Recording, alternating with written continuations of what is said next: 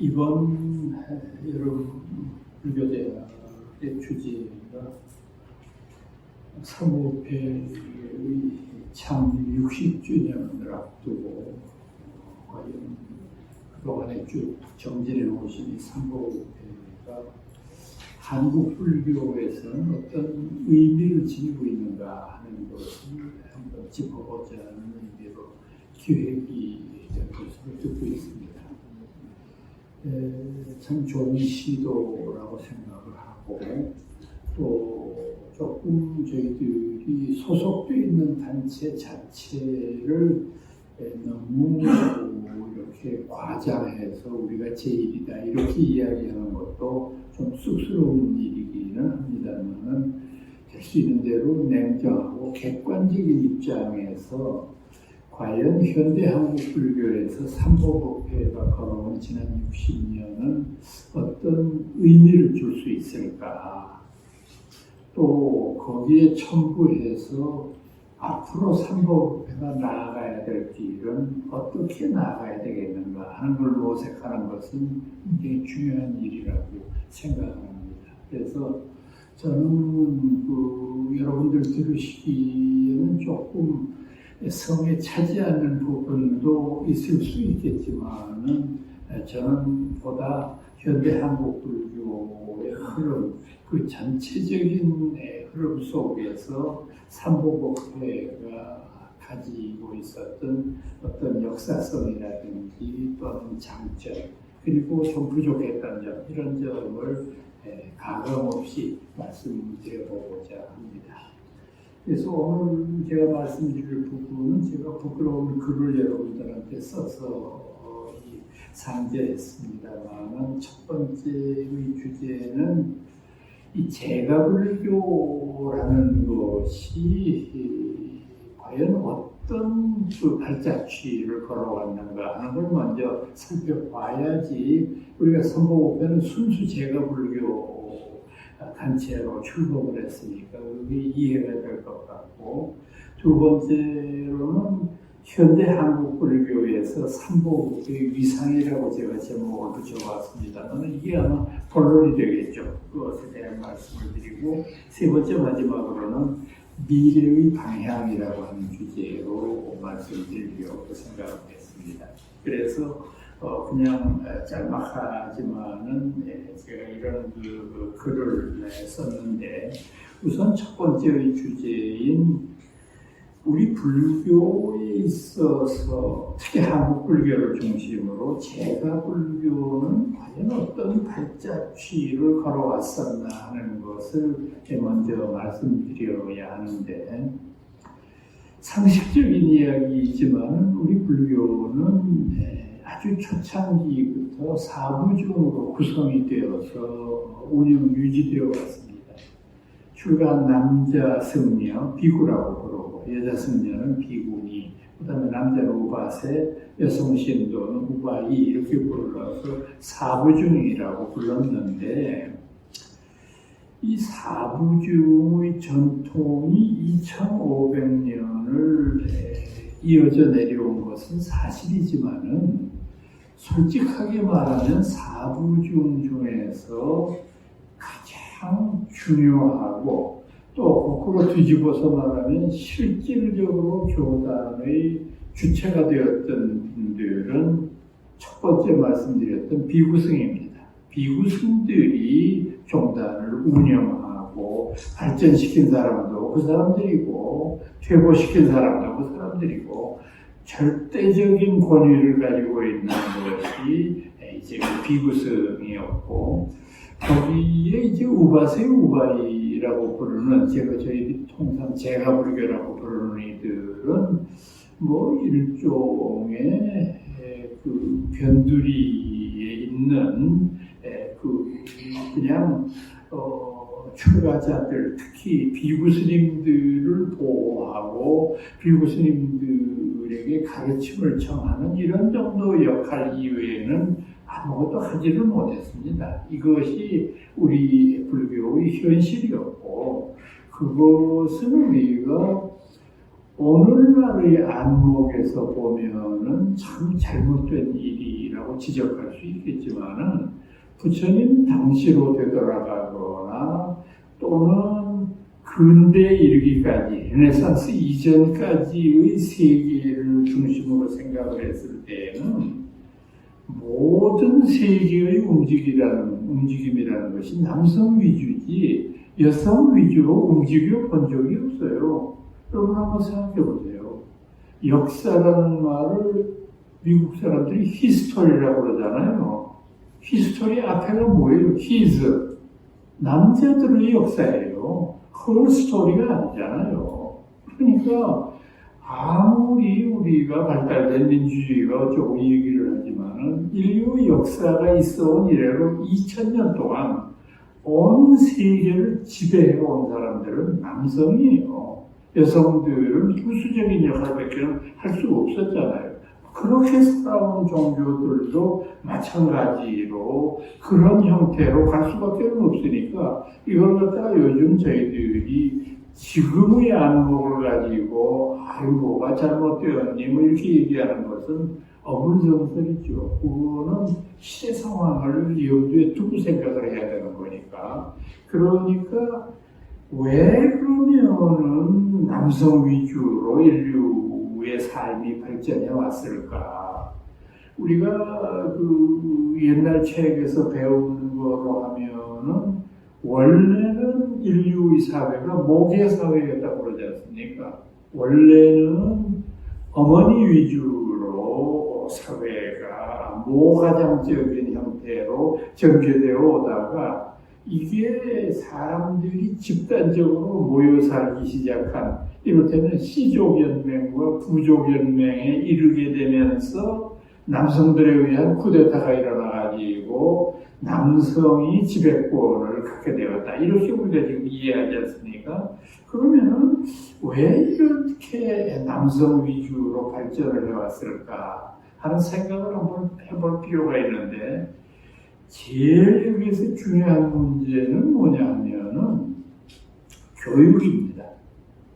교육의 기회를 남성에게만 주었고 여성에게는 교육의 기회를 주지 않았어요. 그 왜 사회에서 그렇게 했느냐?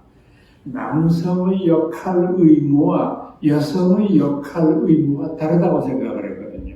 남성과 여성이 신체적인 구조도 다르고 뭐 여러 가지 면에서 각각 다른 그런 그 형태로 발전해 왔지만은 남성과 여성이 남성 위주적인 사회가 되었을 때 이른바 사회적인 활동은 남성들의 영역이 되었잖아요.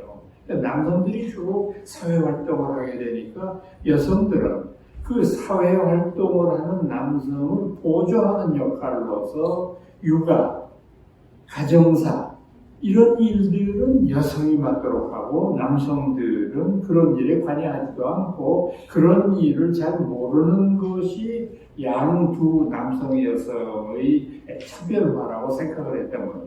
그런데 여성들이 가정에 얽매여 있으면서 과연 그런 교육을 받아야 될 필요가 있느냐? 지금 생각해봐도 없어요. 그런 걸 받을 필요도 없어요.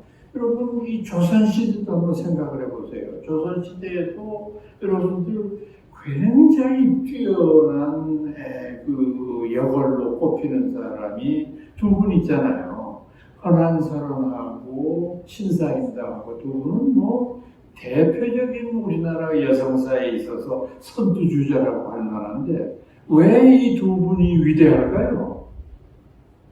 조선 천지의 1천만 여성 가운데에서 글을 해독한 사람은 그 두 분밖에 없었거든요. 저는 글을 배운 필요가 없어요. 아까 말씀드렸던 대로 애 잘났는데 배 배워서 뭐하냐고. 밥 잘하는데 애 배워서 뭐하냐 말이야. 그런데 이 두 분은 모르겠습니다. 깨인 아버지 어머니를 만나서 그런지 뭐 어쩐지 어렸을 때부터 글을 배웠거든요. 그러니까 조선시대 때는요. 여성이 글을 배우면 그걸 죽일 수도 있었어요. 왜 국가에서 그 많은 걸 여성이 하냐고. 법도를 어긴 거라고 할 정도인데 이 두 분은 정말로 기적적으로 살았어요. 살아가지고 그런 위대한 업적들을 남긴 거 아니겠어요? 이렇게까지 생각을 우리가 해보면은, 여성에 대한 비하 내지는 여성에 대한 어떤 그런 차별이 인류 역사에서는 보편적으로 이어져 왔다는 것을 알 수 있잖아요, 우리가. 그래서 실제로 지금 남녀 평등 얘기를 하는데, 남녀가 평등하다는 생각을 한 지가 얼마쯤 됐을 것 같아요, 여러분들? 남녀가 평등하다는 생각을. 이게 특히 우리나라와 같은 유교가 500년을 지배했던 사회 속에서는 남자와 여자가 평등, 말 꺼내는 것 자체가 모조리 말이 안 되는 소리를 하고 있으니까. 그런데 남녀가 평등하다는 생각을 한 것이 그래도 최초로 한 사람은 서양 사람들인데, 서양 사람들 중에서 영국 사람들이에요. 영국 사람들이 남녀 평등의 표본으로서 여성의 참정권을 주었거든요. 그 이전까지는 여성한테는 투표권이 없었어요. 배우지 못했는데 네가 어떻게 찍냐고, 네가 뭘 알아서 찍느냐고. 여성에게 참정권을 준 것이 언제냐? 1차 세계대전 직후이기 때문에 1920년이에요. 그러니까 서양에서 제일 발달된 민주주의를 했다고 하는 유럽에서도 남녀가 평등하다는 생각을 한 지 지금 100년이 채 안 돼요. 그러니 그 옛날에는 더 말할 것도 없지 않겠습니까? 그리고 또 실제적으로 지금까지 이렇게 내려오면서 이야기를 이제 보편적인 거는 그렇지만은 종교에 초점을 맞춰서 생각을 해보면 여러분들과 제가 위안으로 삼아야 될 것이, 그나마 세계의 4대 종교 가운데에서 남녀 평등을 가장 제일 모범적으로 실현해온 종교는 불교밖에 없어요. 비구니 교단이 가장 활성화된 지역은 세계의 불교 국가 가운데에서 우리나라밖에 없습니다. 그러니까 우리나라에는 절도 비구니들만을 위한 절이 있잖아요. 그리고 그 절에서 법회를 비구니가 못합니까? 어디 가면 다 하잖아요. 비구니들이 다 하는데 모든 신도들이 거기 가서 절하고 다 하고 있는 일이 일반화되어 있지 않습니까? 그러니까 이것만 보더라도 우리는 그냥 간혹 하다가 일상이 되어 있다가 보니까 그거를 중요하게 여기지 못하는데, 간혹 하다가 우리나라의 대만 스님들이나 홍콩 스님들, 또 동남아시아 쪽에 있는 스님들이, 비구니 스님들이 오시거든요. 와서 이제 교육을 하는데 그냥 감탄을 해요. 아니, 어떻게 이 큰 종단에서 비구니들이 저렇게 헐개를 치느냐고. 이분들이 어떻게 비구니 간섭을 받지 않고 그렇게 독자적으로 사찰을 운영하고 독자적으로 법회를 진행하고 어떻게 이럴 수가 있을까? 자기네 나라에서는 상상도 할 수 없는 일이라고 해요. 말 그대로 상상을 할 수가 없는 일이라고. 그러니까 가만 보면 그것도 한국 사람들이 가지고 있는 어떤 특징 가운데 하나인가 봐요. 남존여비라고 하는 이런 고리타분한 얘기를 하지만 실제로 이렇게 보면은 그 대단한 서양 사람들도 결혼을 하면은 여성은 성이 없어지잖아요. 남자 성은 그대로 따르잖아요. 미세스 김, 내가 이가래도 미세스 김이고 내가 바깥에도 미세스 리고 그렇게 되잖아요. 자기 손이 없어지잖아요. 그런데 대한민국은 썩어 죽을 때까지 자기 손 그대로 가지고 있잖아요. 엄마가, 여성이. 이것만 봐도 굉장히 대단한 거예요. 그러니까 이게 여러분들 얼마나 우리나라에서 웃기는 일이 벌어졌는가 한번, 얼마 되지 않은 일이니까 기억나실 거예요. 왜 남자의 성을 따라야 되느냐? 이래가지고 난리가 난 적이 있어요, 여성단체에서. 그럼 해결책은 뭐냐? 남녀의 성을 동시에 쓰자. 그래서 조금 이상하긴 지금도 가끔 그 이상하다는 이제 거의 다 바꿨는데, 그래서 김이창수 이렇게 바꿨어요. 그러니까 이거가 결혼했으니까 거기까지는 참 잘한 것 같은데, 그 사람들이 다 커가지고 손주를 볼 때가 되니까 어떻게 되느냐? 여러분, 김이창수하고 박최수연이하고가 결혼을 해서, 그럼 이거 어떻게 돼? 박최, 그게 도대체 말이 안 되냐. 그러니까 처음에 아주 호기롭게 시작했다가 지금은 없는 걸로 하죠. 도대체 이게 뭐, 서양 사람들이 머리가 나빠가지고 남성의 성을 그대로 따르도록 했겠어요. 우리나라는 지금 여성이 호주가 될 수 있잖아요. 이런 나라는 지금 아세아를 비롯해서 전 세계에서 우리나라밖에 없어요. 여성에 대한 것들. 그런데 이렇게 생각을 해보면은, 아유, 참, 우리나라의 여성운동이나 발전사가 일반적으로 우리가 바깥에서 생각하는 것하고 다르다는 걸 우리가 알 수 있어요. 굉장히 한국에서는 여성의 인권이 보장이 됐을 뿐만 아니라 그런 것을 자랑스럽게 써온 그런 역사가 있다 이 말이죠. 바로 이제 이런 점으로 봤을 때 불교는 뭐 완벽한 것은 아닙니다만은 그래도 남녀 평등이라고 하는 것을 어느 정도는 추진했고 이룩한 그런 종교가 유일한 세계 4대 종교 가운데 유일한 것이 불교라는 것을 알 수 있어요. 그래서 이런 점은 참 저희들이 굉장히 반갑고 고맙게 생각을 하는 점이고, 부처님 자신도 그런 생각을 가졌겠죠. 그런 아이디어를 가졌으니까 비구니의 출가를 허락했다고 하는 것은 당시 2500년 전의 부처님이 사시던 당시로 봤을 때는 부처님은 비난받을 정도가 아니라 완전히 인도에서 쫓겨나야 될 정도의 죄악이에요. 그 당시 상황으로 봤을 때. 어떻게 여성을 출가시키냐고. 이런 나쁜 사람이 있냐는 그런 비판을 고스란히 양반이 받으면서도 여성 출가를 허락하잖아요. 그러니까 이게 지금 와서 생각하니까 남녀가 평등한데 출가하는 거 당연하지. 그때로 되돌아가서 생각을 해보세요. 왜 부처님이 초기에 여성 출가를 망설였을까? 생각해보세요. 그때는 우리 불교 교단이 사찰을 가지고 있지 않은 상황이에요. 부처님이 대강을 얻으시고 불교 교단을 창시했을 때, 그때 부처님이 정한 규율은 뭐냐면 모든 비구 승려는 1년에 2달, 여름철 몬순이 있는 여름철 2달을 제외하고 나머지 10개월 동안은 천하를 유람하면서 불교를 전파해라. 이게 불교의 메시지였어요.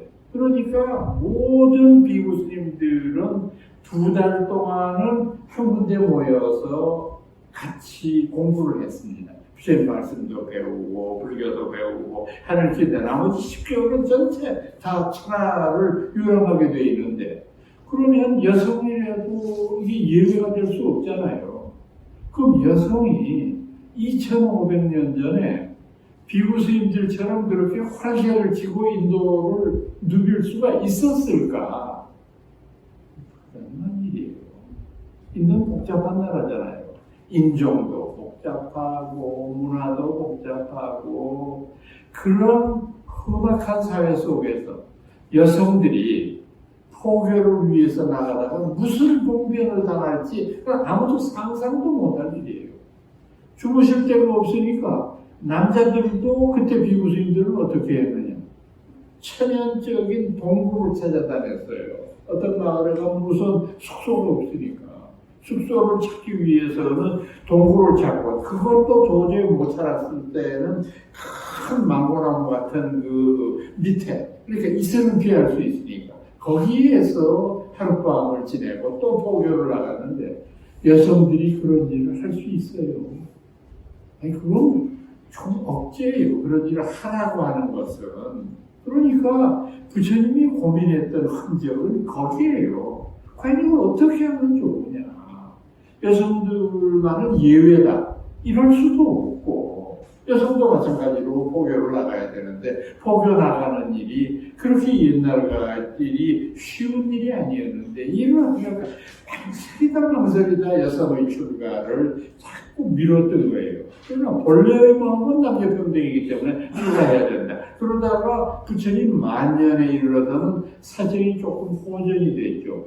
왜냐하면 마가다국에는 중림정사라고 하는 큰 절이 생겼고, 코살라라고 하는 데에는 기원정사라고 하는 큰 절이 생겼으니까 그곳에 비구스님들을 모실 수가 있게 됐잖아요. 거기에서. 그러니까 구획만 달리하면 되니까. 그래서 이제 남자 스님, 여자 스님들이 이제 그 같이 있는 한 공간에서 있는 그런 일이 있으니까 조금 전에 말씀드렸던 것과 같은 그런 최악의 사태는 없어지잖아요. 이제. 그러니까 출가를 허락하신 거거든요. 그러니까 이런 관점에서 우리가 생각을 해야 됩니다. 또 하나 우리가 이번 그 주제로 삼고 있는 제가불교에 대한 문제입니다. 제가불교. 사실 아까 말씀드린 대로 모든 승가의 운영과 승가의 모든 결정사항이 비구스에게 있었지만은 부처님은 아주 분명하게 출가자와 재가자의 역할 분담을 지정을 하셨어요. 그대로 했어야 돼요. 그 역할 분담이라는 건 뭐냐면 1. 출가한 비구, 비구니는 목숨처럼 수행을 지켜야 된다. 수행해야 된다. 그러니까 이건 말을 바꾸면 수행하지 않는 자는 승려가 아니다 이거예요. 아니 돈 벌고 좋은 차 타고 다니고 그게 무슨 승려냐 이게 그게. 그 승려 아니라는 거예요. 출가한 스님은 반드시 공부를 하고 인천의 스승이 될 수 있도록 노력을 해야 됩니다. 제가의 신자들은 스님들처럼 수행하기가 어렵잖아요. 실제적으로. 그러니까 꼭 스님들 하는 것과 같은 그런 형태의 공부를 하기는 어려운 거예요. 그러니까 어떻게 해야 되느냐. 승단을 운영, 유지하는 책임을 맡긴 거예요. 왜 그러냐? 출가한 스님네들은 경제적인 활동을 못하게 돼 있거든요. 아까 말씀드렸던 그런 큰 절이 생겼을 때 절도 마찬가지잖아요. 사람들이 모여 살다가 보면 여러분 절 2달 동안에 수백 명, 수천 명 스님네들이 먹고 살고 마셔야 되는 양식은 어디서 나옵니까? 그건 신도들이 보시하지 않으면 나올 데가 없잖아요. 자기들이 무슨 경제활동을 하는 것은 절대 그건 금지사항이었으니까.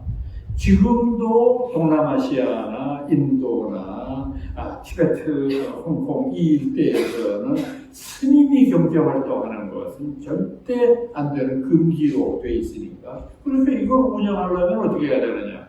조금 여유가 있는 제가 신자들이 자신이 버는 돈의 일부를 교단에 기여를 해서 그걸 가지고 먹고 사는 그런 종단이 운영되는 걸로 진행을 했던 거죠. 이렇게 되다가 보니까 자기가 애쓰고 피땀 흘려서 번 돈을 저에다가 기부를 하고 하는 그 공덕이 뭐냐? 그 공덕이 생천이에요. 하늘나라에 나는 거예요. 그 공덕으로 제가의 신도들은 하늘나라에 날 수 있다고 하는 것을 확실한 보증수표로 말씀하셨어요. 그러면 출가의 승려들은 열심히 수행한 과거로 뭐가 되느냐? 아라한이 되는 거죠. 최고의 자리까지. 이때까지만 해도 모든 사람들이 성불을 한다는 아이디어는 없었거든요. 어떻게 우리가 부처님같이 될 수 있냐? 그런 생각을 가졌으니까 아라한가밖에는 못 올라가지만 대승불교가 일어나게 되면서 성속의 구분 없이 모두 다 성불할 수 있다라고 하는 이런 천지가 개벽할 만한 발언들이 나오게 되니까 참 불교는 엄청난 변화를 겪을 수밖에 없지 않습니까? 이런 상황으로 들어가게 되기까지는 제가 불교가 담당했던 몫은 초기 불교에는 아주 분명해요. 승단의 재정적인 기여를 해라. 그리고 수행한 사람들한테 배우고 그것을 그대로 따라하면 되는 것이지 자신들이 뭘 따로 뭘 해야 될 일은 없다. 이렇게 했었습니다. 이렇게 재가와 출가의 관계가 유지되어 왔는데 현대사회에 와가지고 이게 완전히 다 무너지게 됐어요. 출가제가의 관계가 조금 전에 말씀드린 대로 출가자는 수행을 해서 아라한이 되고 제가자는 보시를 해서 하늘나라에 태어나고 이런 식의 역할 분담으로 도저히 불교가 운영 유지될 수 없는 상황으로 들어갔어요.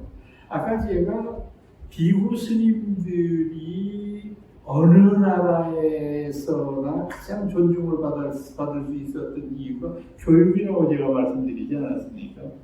교육을 통해서 스님들이 누릴 수 있었던 첫 번째의 사회적인 위치가 뭐냐면 지적인 권위입니다. 지적으로 스님들을 당해낼 수가 없어요. 스님들은 절에서 교육을 받았을 뿐 아니라 또 고대 사회에 보면 재미있는 것이 옛날에도 나라와 나라 사이에 비자 같은 것이 있어서 그냥 그대로 통과할 수 없잖아요. 다른 나라 들어가는 국경에. 우리나라 국경이라고 국적이 있다고 하는 증명서와 저쪽에 들어가는 비자가 있어야 들어갈 거 아니에요. 근데 그 비자가 면제되는 그룹이 있어요. 스님들이에요. 스님들은 그거 없어지면 안녕으로 그냥 지나가면 돼요. 불법을 공부하는 분들한테 뭘 그런 걸 내밀게 하냐고 이렇게 생각했어요. 그러니까 중국의 한국 스님들이 갈 때도 무사통과야. 이렇게 되다가 보니까 해외에 유학한 스님들이 요즘 우리와 같은 시대가 아니잖아요. 인터넷 시대가 아니잖아요.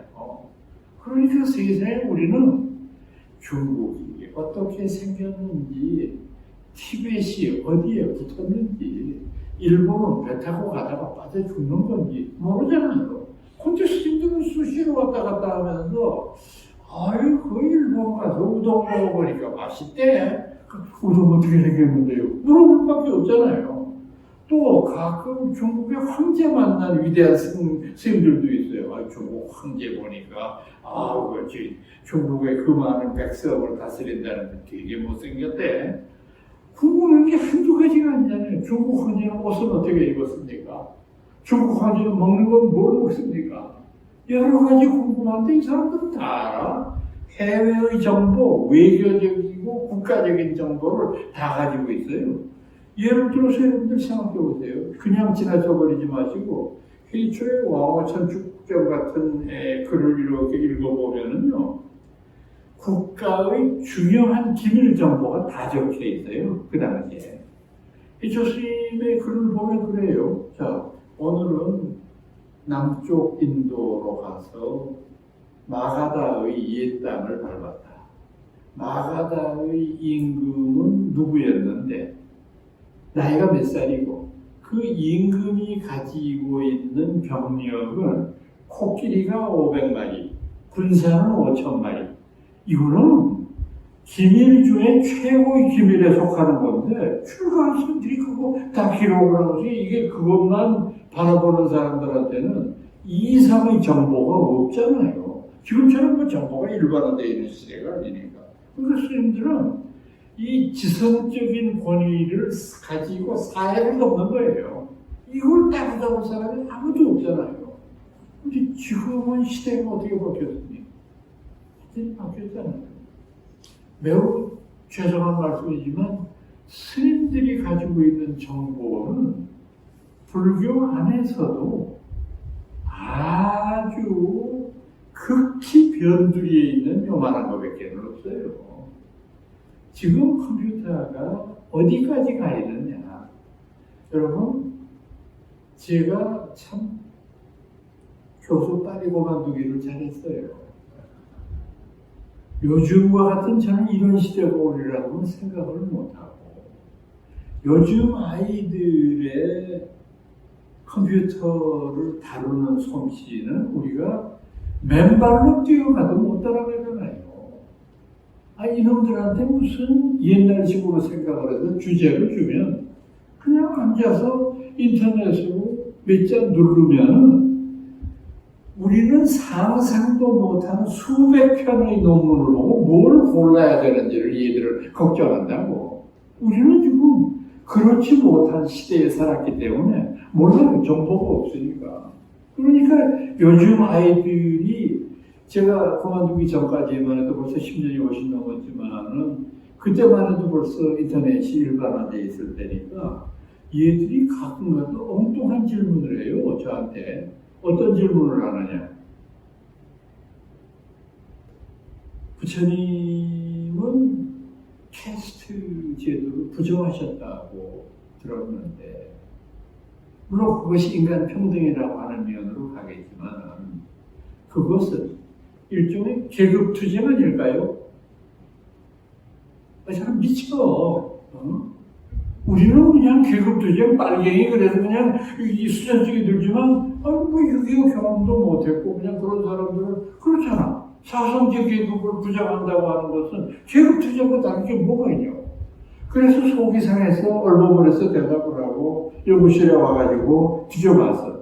부처님과 계급 투쟁 아니나 달라. 이런 새끼 날 속이려고. 서양 논문이기는 하지만 수십 편이나 오더라고. 그리고 그 얼핏 앞에를 보니까 그 중에는 빨갱이가 쓴 것도 있잖아요. 그러니까 부처님은 아주 유물론자였을 뿐만 아니라 계급 투쟁의 제1인자였다. 이렇게 쓰는 거야. 이분이 가르친 불교야말로 가장 위대한 계급 투쟁의 승복이다. 그렇게 쓰면 이 자식이 본 거야. 그래서 날 그렇다고 얘기하려고 그따위 질문을 하는 거야. 그러니까 이 컴퓨터라고 하는 것을 통해서 얻는 정보라는 것은 우리가 상상하는 정도가 아니거든요. 그러니까 스님들이 가지고 있는 정보는 매우 미안하지만 정보 축에 들어가지 못해요. 여러분, 예를 들어서 요즘 우리 불교계에 굉장한 트렌드로 하나 발전하는 게 있죠. 명상이고. 지금 이 명상이 어디까지 발전했는지 여러분들 아세요? 무슨 우리가 단순하게 머릿속으로 생각하는 대로 남종 선인이 위파사나 선인이 티베트 선인이 지금 2단계가 아니에요. 지금 현재 명상의 미국에서 발전 단계는 어디까지 가 있느냐. 모든 것을 사이버 공간에서 합니다. 사이버 공간에서 할 때 제일 먼저 들어갈 때는 명상의 ABC입니다. 명상의 ABC에서 제일 처음에는 가장 초보적인 거지만은 위파사나에서 가르치는 아라체림부터 가르칩니다. 제일 처음에는 이런 일이 벌어졌을 때 그것을 선뜻 알아채고 그 다음에 어떻게 행동해야 되느냐 하는 거를 사이버 공간에서 배웁니다. 그 다음 단계는요. 우리가 여러 가지의 방 중에서 하나를 선택할 수가 있어요. 어떤 방을 선택하느냐. 당신이 지금 관심 가지고 있는 거를 한번 선택을 해라. 거기 보면 저런 것도 있어요. 돈 잘 버는 법도 있어요. 명상을 통해서 돈 잘 벌 수 있는 것.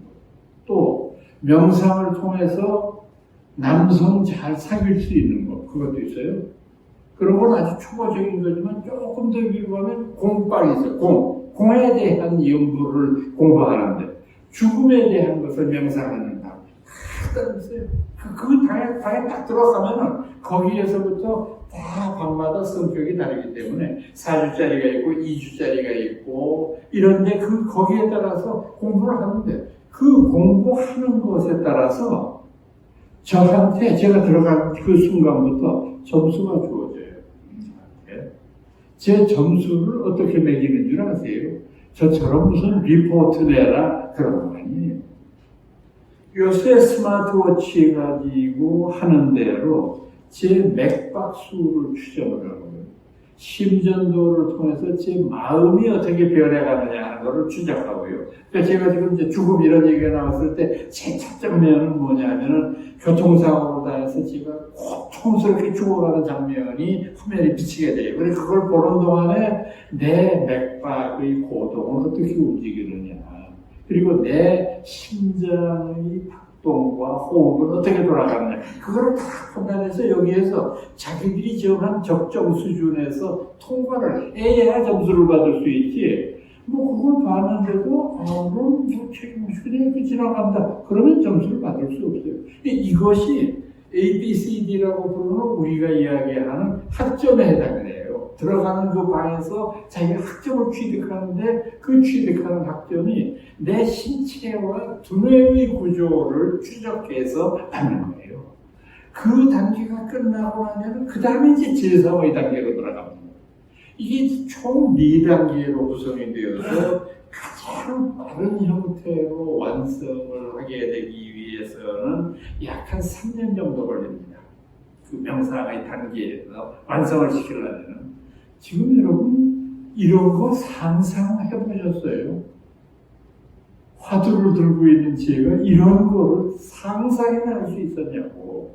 명상의 기법이 이렇게 발전하고 있다고 하는 거를. 그러니까 그것을 통해서 이게 옳으냐 그러냐 하는 문제를 이야기하는 것이 아니라 현대의 심리 분석이라고 하는 것이 여기까지 들어가 있고 그거를 명상에다가 운영하고 있는 거예요, 이거를. 그래서 이것을 통해서 세계의 명상이 붐을 얻을 수 있는 거예요. 여러분들 그냥 단순하게 달라이라마가 잘나가지고 명상을 하고 불교가 위대해서 그 명상이 보편적으로 퍼진 게 아닙니다. 이걸 여러분들이 아셔야 돼요. 그래서 제가 전에도 법의 시간에 잠깐 말씀을 드렸습니다만은 이 심리와 뇌파의 구조를 통해서 현재 하버드 의대에서 연구가 어디까지 나갔느냐 하면은 행복 지수라고 하는 것을 점수화시키는 단계까지 들어갔어요.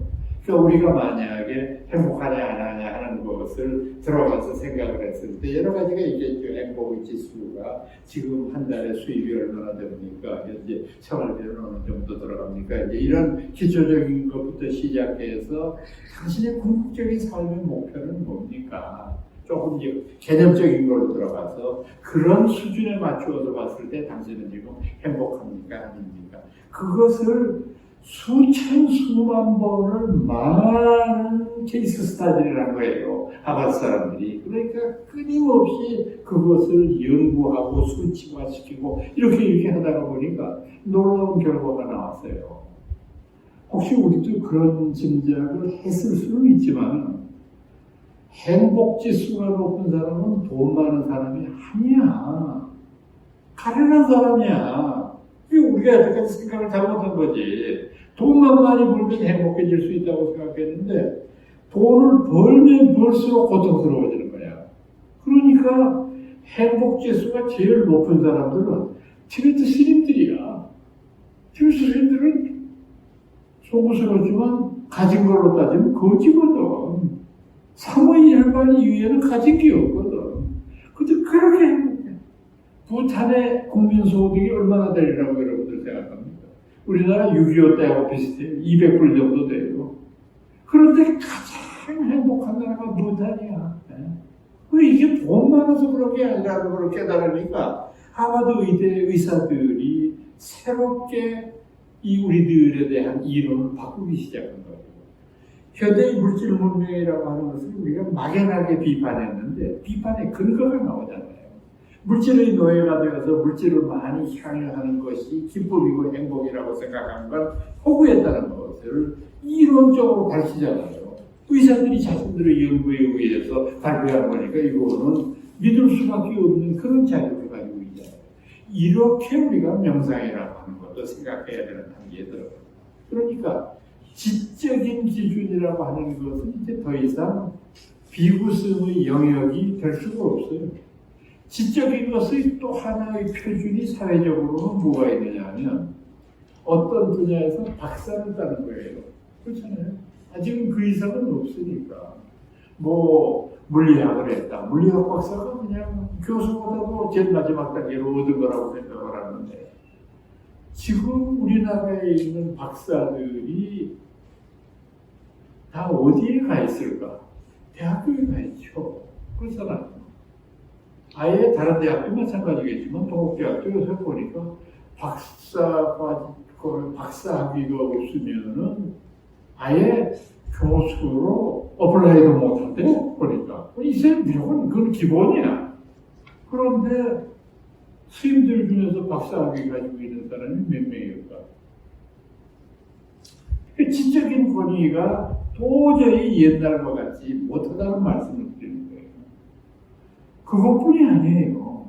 여러 가지 면에서 자꾸 현대의 여러 가지 과학의 모든 것을 불교가 뺏기고 있는 거예요. 과학이 왜 뺏기느냐?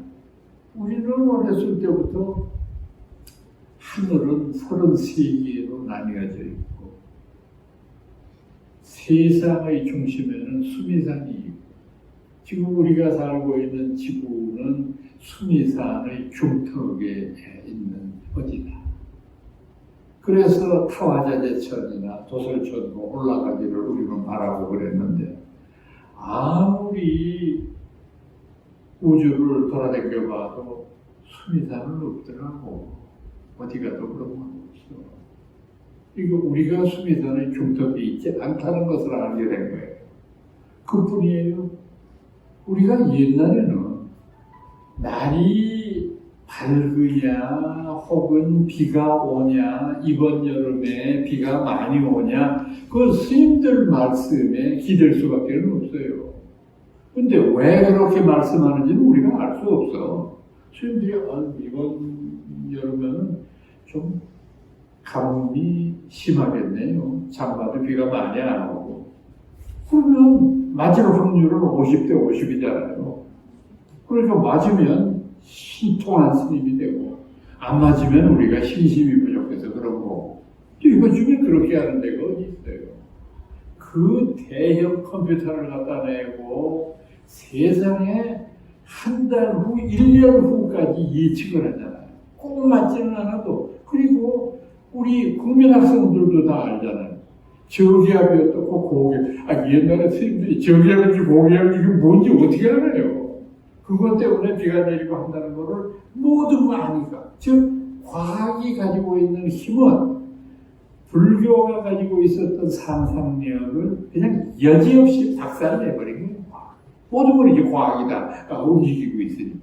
이래서 우리의 불교가 가지고 있는 근본적인 위상, 앞서 말씀드렸던 출가 재가의 관계가 이제 재정립되어야 될 단계로 들어간 것이 21세기다. 이 말씀입니다. 그 말씀을 드리고. 자, 이제 두 번째에서 제가 말씀드리려고 하는 것은 현대 한국 불교에서 이 삼보법회를 과연 어떻게 우리가 규정을 해야 되겠느냐 하는 건데, 저는 그 삼보법회가 이제 그 1964년에 첫발을 내딛어서 이제 처음에는 삼보정학회로 시작해서 오늘날 우리가 보는 바와 같은 이런 삼보법회로 발전하는 과정에 있어서 삼보법회가 가지고 있는 특징을 세 가지로 제가 요약을 해봤습니다. 첫 번째, 삼보법회는 순수한 제가 실행 단체였다는 점이 제일 중요한 점이에요. 왜 그러냐? 우리가 다른 사람들의 신도회라고 부르는 것은 우리가 어떻게 봐야 되느냐 하면, 사찰에 소속되어 있는 그런 단체들을 우리가 제가신도회라고 부르잖아요. 근데 삼보법회는 비구비구니의 승단에 소속되어 있지 않잖아요. 그러니까 순수 제가단체잖아요. 이거는 획기적인 일이에요. 놀라운 일이고, 그 당시에 얼마나 그 선각자들의 뜻이 거룩했냐 하는 것은 지금 사람들에게 얘기할 것도 없겠습니다만은 순수 제가 신자들의 모임이었다고 하는 점에서 당시만 해도 아무도 삼보법회가 이렇게 60여 년을 이어져 오리라고는 꿈도 꾸지 못했어요. 당신들이 절에 소속되어 있는 것도 아닌데, 하나님 말로 절에서의 유일한 수익 수단이라고 할 수 있는 제사 의례를 모실 수가 있냐? 신도들에게 당신들이 축원을 할 수가 있냐? 아무것도 못하면서 순수하게 신도들이 성공으로 운영해야 되는데, 글쎄 한번 해보셔? 될까? 이렇게 생각했었는데 이게 60년이 뭐야? 계속해서 앞으로도 이 사모회의 움직임이 있을 테니까 어떤 의미로 보면 제가 신행단체의 어떤 모범이 될 수 있다. 제가 이 글에도 썼습니다만은 그 이후에 생겨난 우리 현대불교에 있어서 제가 신행단체로는 제 기억으로는 관음회가 있었고 한국불교연구원은 구도회라고 하는 것이 있었고 광덕 스님의 원력으로 세워진 잠실에 있었던 지금도 물론 혼자하게 활동하고 있습니다만 불광회가 있었고 이런 이제 중요한 단체들이 있었는데 그 중에서 순수한 제가 진행 단체는 아직까지도 삼보법회하고 구도회밖에는 없어요. 이제 각 지역마다 남아있는 거사림 같은 단체가 있긴 있습니다. 그것도 이제 순수 진행 단체이긴 한데 이 거사림은 지금 거의 매우 미안한 말이지만 유명무실한 단계로 가 있어요. 이제는 그 모여있는 분들의 친목단체 정도로 전락을 했고 한 달에 한 번 법회 보기도 어려울 정도로 그런 이제 그 어려움을 겪고 있으니까 아직까지는 60여 년 동안에 이 제가 진행단체로서는 두 가지 백개를 뽑지가 않는다. 이 점은 굉장히 중요한 점이라고 생각을 해야 됩니다. 그 다음에는 삼복회의 출현은 우리나라의 불교의 어떤 불교 의례의 변모를 가져왔다고 저는 생각합니다. 불교 의례의 변모라고 하는 말은 다시 바꾸어서 말하면 일요일 날 오전 11시에 법회를 보는 모임을 최초로 시작한 데가 삼복회였어요. 우리가 사실 이 법회의 모임을 1960년대 초중반까지만 해도 아직까지도 음력적으로 저희들이 했었거든요. 근데 이제 그때도 마찬가지로 사실 양력적으로를 쓰기 시작한 이후로는 음력이 그냥 불편한 건 사실이잖아요. 날짜를 맞춰야 되고 그 다음에 날짜를 맞춘다고 할지라도 거의 대부분이 평일에 나올 거 아니에요. 좌우리 보름이 되는 게 전부 평일에 나오니까 평일에 나온다고 한다면 남성들은 나오기가 좀 불편할 거예요. 직업들이 다 있으시니까. 그러니까 주말에 해야 되는데 이 주말이라고 하는 것을 불교계에서는 뭔가 좀 금기시하고 있었는데 예수 믿는 사람들은 아주 떳떳하게 일요일 날 오전 11시에는 반드시 예배 보는 거라고 정해가지고 제가 어디 가서 들은 얘기인데 요새는 결혼식도 일요일 날 잘 안 한대요. 하도 교회를 많이 가시니까 결혼식에 올 수가 없다는 거지. 참 서글프더라고. 정말 이게 어떻게 하다 우리나라가 이 지경이 됐나 하는 생각이 들고. 여러분들은 그런 적이 있으신지 모르겠는데 제가 이게 SNS에서 이제 제가 졸업한 고등학교나 대학교에 그 단체 카톡방이 있거든요. 그래서 이제 거기에 회원으로 가입을 해서 이제 가끔 가다가 들어가서 무슨 일이 있는지 이렇게 알아보는데 이제 노인들이 들어가면서 거기 부고가 많이 올라옵니다. 이렇게 보면. 그래서 이 부고란에 올라오고 이렇게 보면은 처음부터 끝까지 소천하셨다. 천주교 용어죠. 하늘로 불리어 올라갔다. 하나님 곁에 영원한 안식을 취하시기 바랍니다. 그냥 보통의 사람들인데 100개 올라온 것 중에서 99개가 그렇고 제가 끝까지 다 읽다가 왕생극락 발언합니다. 하나 보고 얼마나 좋은지 전화를 했어. 아이고 참 난 자네가 불자인 줄 몰랐네. 어떻게 그렇게 그런 좋은 글을 올렸나. 그랬는데 이게 지금 우리의 현실이에요. 여러분들 이걸 외면하셔서는 안 돼요. 우리가 우리끼리 모여 앉아가지고 불교가 저희가 천만에 왔어요. 지금 불교는 없어. 우리 주변에. 완전히 사라지기 일보 전까지 가 있는 거예요. 이런 단계에서 우리가 이 제가 불교의 중요성을 얼마나 우리가 강조해야 되는데 그 첫 번째가 바로 이런 법의 일정을 변경시키는 그런 일이었다라고 봅니다. 세 번째로는 사이버 불교 대학의 출범입니다.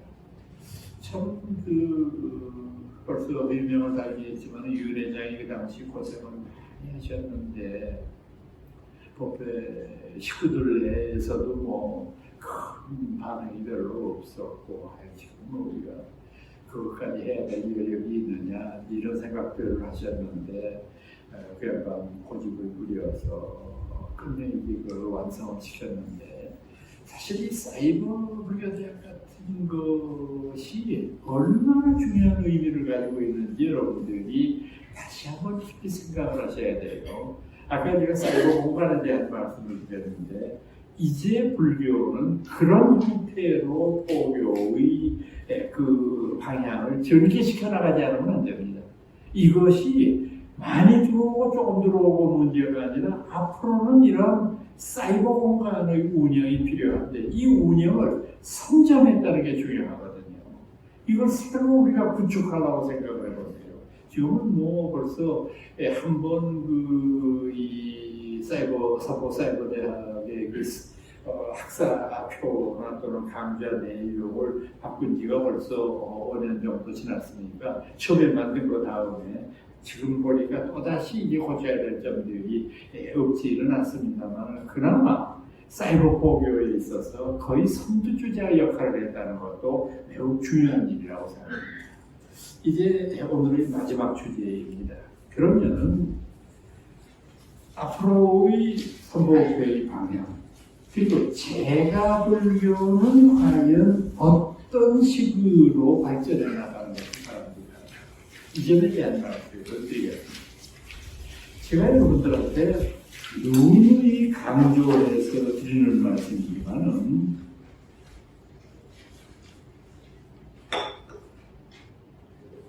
여러분 제가 사용하는 제가 불교라는 용어를 혼동하지 않으셨으면 좋겠어요. 왜 제가 이 말씀을 혼동하시지 말라고 거듭 말씀드리느냐면 우리나라에서 제가 불교 운동하는 분들 많습니다. 그런데 대부분 이분들이 내세우는 것은 뭐냐면 스님들은 타락했다. 배울 게 없다. 그러니까 이제는 우리 제가자들이 우리 불교의 주역이 되기 위해서 승려들을 배제하고 우리들 스스로가 교단을 만들어야 된다. 이런 취의와 주장이 거의 대부분이에요. 말씀을 그렇게 했다가는 스님들한테 야단 맞으니까 뭐 큰 소리로 떠들지는 않는데 모든 기저가 그거예요. 그런데 제가 왜 이 말씀을 구태여 드리느냐 하면 지금 만약에 그렇게 된다고 했을 경우에는 우리가 부처님이 말씀하셨던 사부죽을 위배하게 되잖아요. 비구비구니가 없어지고 오바서 오바에만 나오니까 이거는 부처님이 가르치신 불교 조직의 근간을 흔드는 일이기 때문에 이건 안 되는 일이다 라고 생각을 하는 겁니다. 그래서 이건 절대 그런 식으로 발전해서는 안 됩니다. 제가 처음에 여러분들한테 말씀드린 대로 출가와 재가의 관계를 재정립하는 일로 사부중이 발전해야 되는 것이지 출가를 없애고 재가만의 교단을 만든다. 이거는 있어서는 안 되는 일이라고 저는 생각을 하는 거죠. 그러니까 그런 각도에서 생각을 했을 때 제일 먼저 우리가 이루어야 될 일은 저도 아직까지 고민을 하고 있는데 제가자들의 리더십을 어떻게 확립하느냐 하는 문제예요. 참 제가자들의 리더십이라고 하는 게 쉽지가 않아요. 이게 우리가 아무리 학식이 높고 아무리 독신을 지키면서 열심히 수행한다고 할지라도 유발성이잖아. 머리를 길렀다고 하는 것에서 우리가 자연히 어떤 것이 나타나거나 이런 이 존경의 의미 나타나는 것 같지는 않아요. 그래서 저는 가만히 이렇게 생각해보면 옛날에 법륜 스님 같은 이가 저런 아이까지 입에 매가지고 정통에 만들어서 저 찾아다니고 그랬는데 최석호 법사라고 저희들이 불렀거든요. 근데 이 사람이 가장 비판했던 것이 출가정신 불교예요. 근데 이제는 하다 이게 지도 깎아버렸잖아. 그러니까 이게 한국 불교에 있어서의 어떤 현실인 것 같아요. 가만 보니까. 아무리 욕을 하고 아무리 나쁘다고 손가락질을 하더라도 역시 출가자라고 하는 권위가 있어요. 그 출가자가 가지고 있는 권위를 도저히 제가자의 리더십이 따라잡지를 못하잖아요. 그러니까 심지어는 불교 종단협의회에서도 보면은 진각종 같은 종파가 전혀 정식 회원이면서도 인정을 못 받고 있잖아요. 비구세, 청정한 결혼하지 않은 이런 것만이 수행자라고 하는 그런 생각을 가지고 있으니까 그거는 저는 잘못된 생각이라고 생각해요. 그건 올바른 일이 아니죠. 그래서 우리나라의 조계종 스님들 늘 하는 말이 있잖아요. 한용운 선생, 듣기 싫어. 그 양반이 스님이지 어떻게 써? 그 양반이 성적도 있잖아요. 돌아가실 때까지 통조사 중이었잖아. 근데 왜 선생인가? 자기가 갔다고. 부처님이 자기가 안 간다? 그런 식으로 원효대에서는 그러면 자기가 갔으니까 원효 설처사라고 그래야 되겠네. 말이 되냐고 그게. 근데 아직까지도 원효대사라고 그러면서 한영원 선생이라고 그래. 옛날에 결혼하고 안 하고 하는 문제는 극단적으로 말하면 개인적인 문제예요. 그걸 가지고 우리가 이길 짝에서 뭘 정하는 그런 것은 있을 수 없는 거다. 하는 것을 생각을 했을 때 출가제가의 관계 재정립 이것이 우리에게 주어진 숙제다. 제가 이거는 다음 주에 다시 말씀을 드릴게요. 지금 제가 앞에서 여러 가지 너무 떠들다가 보니까 벌써 한 시간이 훌쩍 지나가지고 이 주제만 가지고도 출가제가의 관계 정립을 어떻게 해야 되느냐 하는 건데 오늘은 여러분들한테 제가의 5개 헌장을 말씀드리려고 합니다. 저는 제가 생각해온 여태까지 제 나름대로 50년이 넘게 한국의 제가 불교가 어떻게 해야 되느냐 하는 것을 생각했을 때 저는 아이디어를 얻은 것은 원광법사의 세속 5개입니다. 우리가 흔히 5개라고 불렀을 때 불살생, 불토도, 불사음 이렇게 해서 내려가는 그 5개를 원광법사는 아주 완전하게 새로운 것으로 세속에 맞는 분들에게 바꿨잖아요. 그래서 저도 그 아이디어를 따서 21세기에 맞는 제가의 5개 헌장을 이렇게 생각을 해봤습니다. 1. 삼법을 공경하라. 불자의 조건이 뭐냐면 삼보와 5개에 귀의하는 것. 이게 불자들의 변할 수 없는 가치예요. 다른 거는 변해도 상관없어요. 윤리조항에서 무슨 불살생이 무슨 원광법사에게 가서 살생유택으로 바뀌고 그게 있을 수 있는 일인데 이거는 바뀌어서 안 돼요. 삼보를 공경하는 것은 이것은 제일 첫머리에 대해서 해야 되고 두 번째 승가의 허물을 말하지 마라. 참 이거 저희들이 조심해야 될 일이에요. 사석에서 우리가 스님들을 욕설을 하고 이랬던 거 참 저도 안 한 것은 아니고 저도 그런데 도저히 참다 못해가지고 그런 일을 한 적도 있고 한데 제가 하는 거는 로맨스고 남이 하는 거는 불륜이라면요. 제가 그래서 그런지는 몰라도 제가 한 거는 별로 죄진 것 같지 않은데 남한테 그런 얘기를 들으니까 좀 불편하더라고. 그래서 나도 마찬가지겠구나. 내 딴에는 정의롭게 말하는 거지만은 이게 불자 아닌 분들한테는 그렇겠구나. 내가 왜 그런 생각을 했느냐면 옛날에 연구실에 있던 제 조교가 조심스럽게 내 눈치를 보면서 나를 꺼내더라고. 교수님, 제가 공부를 열심히 하면서도 가끔가다 환멸을 느끼는 것이 고기 잡수면 안 된다고 배우고 그렇게 실행하는 걸로 알고 있는데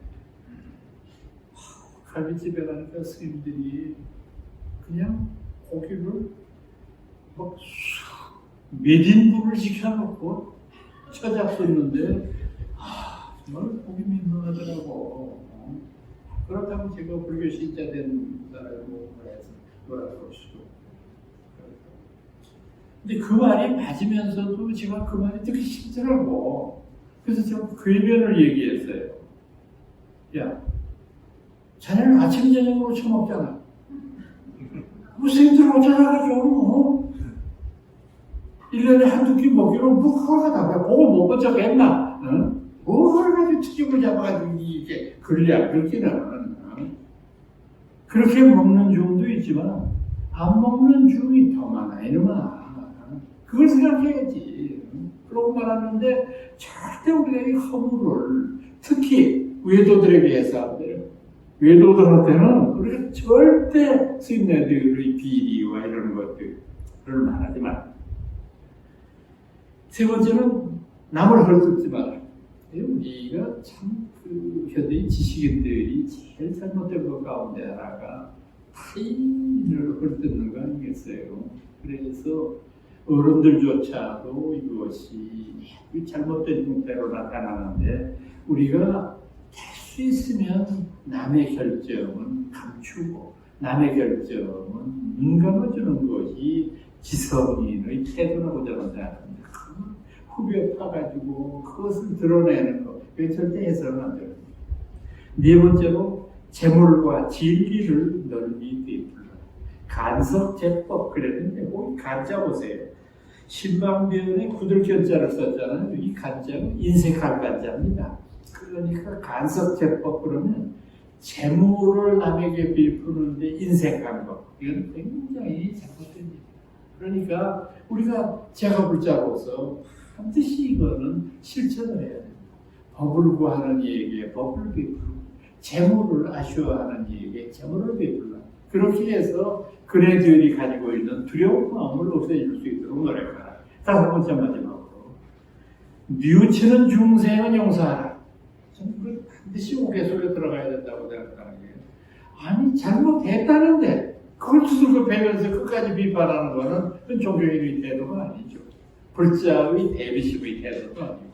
그래서 저는 감히 지금 이것은 제가 불교 경전 중전 중에서 법망경과 보살 기본이라고 부르는 윤리를 다루는 데에서 10종 48 경계에 나오는 것 중에서 제가 가려보고 봅니다.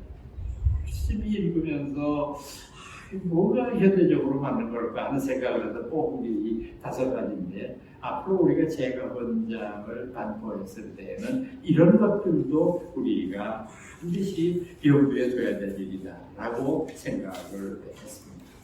아무튼 이 삼보패가 이제 내후년인가에 벌써 60주년이 된다고 들었는데 참 경할 만한 일이고 또 우리가 지금 이 삼보패에 소속돼 있으면서도 이 삼보패가 당면하고 있는 여러 가지의 과제나 문제점들을 아주 우리가 절실하게 인식하지 못하는 것 같아서 또 여러분들의 자부심도 올려드려야 되고 긍지도 지니셔라 하는 뜻에서 오늘 여러분들한테 말씀을 드렸습니다. 여러분 부족한 글이지만 해가 돌아가시면 또 한번 다시 한번 읽어주시면 고맙겠습니다. 고맙습니다.